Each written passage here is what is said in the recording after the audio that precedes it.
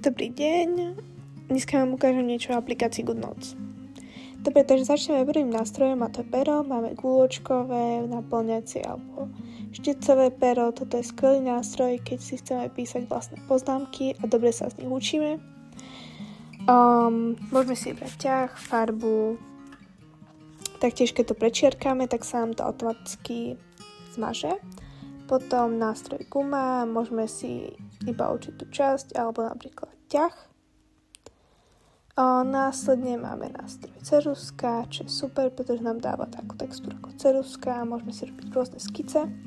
Následne nástroj zvýrazňovač nám pomôže vlastne zvýrazniť nejaké špecifické časti textu, aby sme sa v nich vyznali, aby to bolo krajšie a aby